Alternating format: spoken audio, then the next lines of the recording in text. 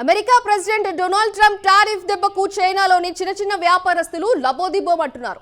ఎక్కడికక్కడ పనులు స్తంభించిపోయాయి. ఇక్కడ ఉత్పత్తి చేసే వస్తువులు అమెరికాలోని వరల్డ్ మార్ట్ తో పాటు అమెరికాలోని అతిపెద్ద షాపింగ్ మాల్స్ లో అమ్ముడుపోయేవి.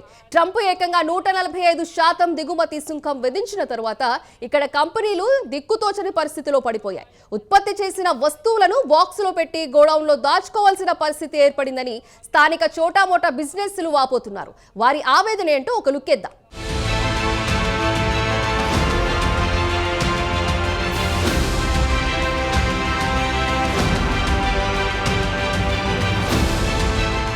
అమెరికా ప్రెసిడెంట్ డొనాల్డ్ ట్రంప్ తీసుకుంటున్న వివాదాస్పదమైనటువంటి నిర్ణయాలు స్వదేశంలోని పౌరులనే కాకుండా ఇతర దేశాల్లో పౌరులకు సంకటంగా మారాయి. ఇక ట్రంప్ తాజాగా చెప్పేది ఏమిటంటే ప్రపంచంలోని అన్ని దేశాలు కలిపి అమెరికాకు సరుకులు ఎగుమతి చేసుకునే లబ్ధి పొందుతున్నాయి. అదే అమెరికాకు చెందినటువంటి దేశాలపై ఇతర దేశాలు భారీ ఎత్తున సుంకాన్ని బాది తమ వస్తువులను అక్కడ అమ్ముడుపోకుండా చేస్తున్నారనేది ఆయన వాదన. ఇక ట్రంప్ చెబుతుంది అక్షర సత్యమే.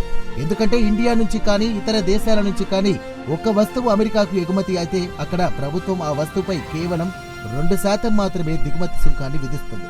అదే అమెరికా వస్తువులు ఇతర దేశాలు దిగుమతి చేసుకుంటే వాటిలో ఇండియాను కలుపుకుంటే 100% సుంకాన్ని బాదుతున్నాయి. ఉదాహరణకు మన దేశం నుంచి అమెరికాకు బైకులు ఎగుమతి చేస్తే అక్కడ అతి తక్కువ సుంకం విధిస్తారు.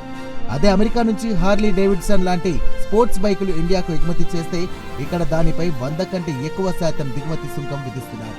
దీంతో ఆ బైక్ ఇండియాలో కొనుగోలు చేయాలంటే రెట్టింపు ధర అవుతోంది. దీనిపై హార్లీ డేవిడ్సన్ ట్రంప్ మొదటిసారి ప్రెసిడెంట్ గా ఉన్నప్పుడు ఫిర్యాదు చేసింది. ట్రంప్ మోదీ ప్రభుత్వాన్ని నిలదీయడం కూడా జరిగింది. ప్రస్తుతం ట్రంప్ దెబ్బకు ఇండియా కూడా దారికి వచ్చింది. అమెరికా నుంచి దిగుమతి చేసుకునే వస్తువులపై అతి తక్కువ సుంకం విధించడానికి అంగీకరించింది.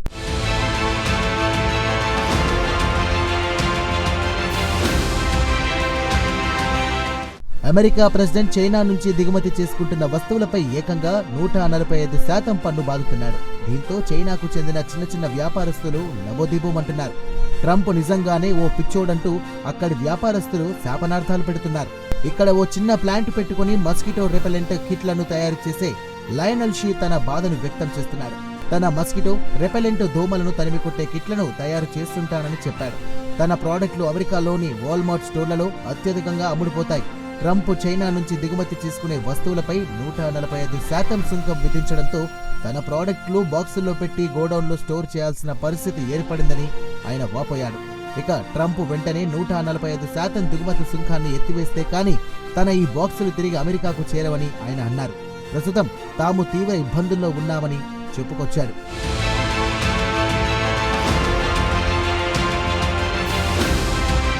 తన కంపెనీ సోబ్రో టెక్నాలజీ ఉత్పత్తి చేసే ప్రాడక్టుల్లో 50% అమెరికాలో అమ్ముడుపోతోంది. ఇక జెజియాంగ్ ప్రావిన్స్ లో అతనికి ప్లాంట్ ఉంది.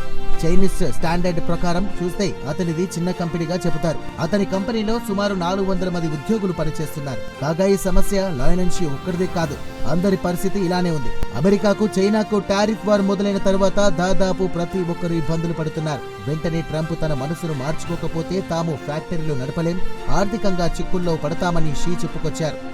అక్కడికి సమీపంలో మరో ప్లాంట్ లో ఐస్ క్రీమ్ తయారు చేసే ప్లాంట్ ఉంది. ఇక ఆ కంపెనీ యాజమాని కూడా తన ప్రాడక్టులు అమెరికాలోని వాల్మార్ట్ లో బాగా అమ్ముడుపోతాయని చెబుతున్నారు. ప్రస్తుతం ఉత్పత్తి నిలిచిపోయింది. స్టాక్ అంతా గోడౌన్ లో సర్దుబాటు చేయాల్సి వచ్చిందని కంపెనీ యజమాని వాపోతున్నాడు. చైనాలో ఏ ఫ్యాక్టరీ యజమానిని కదిలించినా ఇవే కథలు చెబుతున్నారు. ఇక తమ ప్రాడక్టులు అమ్ముకోవడానికి ఇతర దేశాలను చూసుకోవాల్సిందే అంటున్నారు.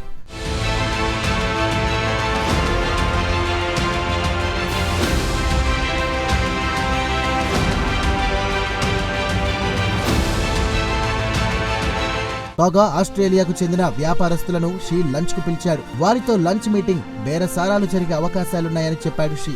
అమెరికా మార్కెట్లో తమ వస్తువులు అమ్ముడుపోవు కాబట్టి వీరు తమ బేరసారాలకు దిగి అతి తక్కువ ధరకు కొనుగోలు చేస్తారని చైనా ఫ్యాక్టరీ యజమానులు భావిస్తున్నారు. అయితే ఇక్కడ చాలా మంది వ్యాపారస్తులు మాత్రం ట్రంప్ మరో 2 నెలల్లో మనసు మార్చుకుంటాడన్న ఆశాభావంతో ఉన్నారు. ఇక అప్పుడు తిరిగి తమ ప్రాడక్టులను అమెరికాలో విక్రయించుకోవచ్చునని భావిస్తున్నారు. అయితే గత వారం అమెరికా స్టాక్ మార్కెట్ల దారుణంగా పడిపోవడంతో ట్రంప్ ఇతర దేశాల నుంచి దిగుమతి చేసుకున్న ప్రాడక్టులపై దిగుమతి సుంకాన్ని తాత్కాలికంగా నిలిపివేశారు. అయితే చైనాకు ఆ వెసులుబాటు కల్పించలేదు. దీనికి ప్రతీకారంగా చైనా కూడా అమెరికా నుంచి దిగుమతి అయ్యే వస్తువులపై 125% సుంకాన్ని బాదుతామని హెచ్చరించింది. కాగా చైనాలో సుమారు 30,000 వ్యాపారస్తులు ఇక్కడి 200 ఫుట్బాల్ గ్రౌండ్ సైజ్ అంత స్థలంలో చైనా కంపెనీలు ఎగ్జిబిషన్ నిర్వహిస్తుంటాయి. ఇక ప్రపంచంలోని పలు దేశాలకు చెందిన వ్యాపారస్తులు ఎగ్జిబిషన్ కు వచ్చి డీల్ కుదుర్చుకుంటారు.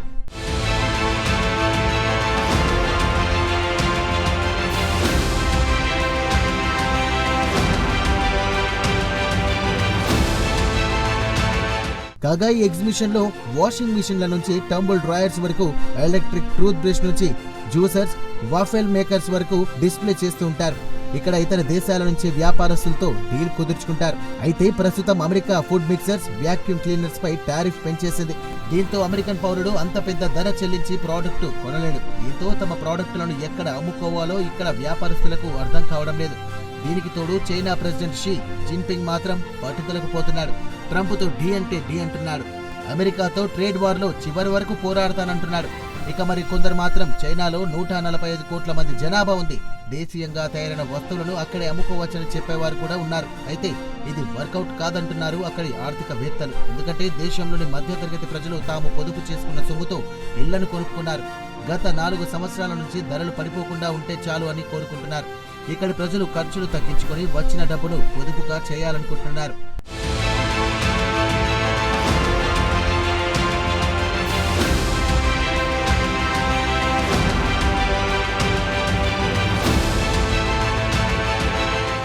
కాగా గోల్డ్ మ్యాన్ సచాన్స్ అంచనా ప్రకారం అమెరికాకు ఎగుమతి చేసే కంపెనీల్లో సుమారు 1 కోటి నుంచి 2 కోట్ల మంది ఉద్యోగులు పనిచేస్తున్నారని తాజా నివేదికలో వెల్లడించింది.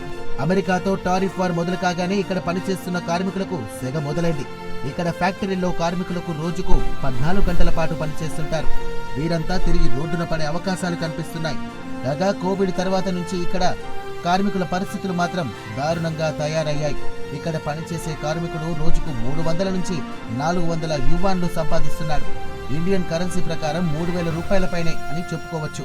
ప్రస్తుతం నెలకొన్న పరిస్థితులను బట్టి చూస్తే రోజుకు 100 యువాన్లు లభిస్తే తనకంటే అదృష్టవంతుడు మరొకడు లేరని ఇక్కడి కార్మికులు తమలో తాము మాట్లాడుకుంటున్నారు. కాగా ఇక్కడి కార్మికులు కూడా ప్రస్తుతం ఇక్కడ ఉద్యోగం దొరకడం కష్టంగా ఉందని వాపోతున్నారు.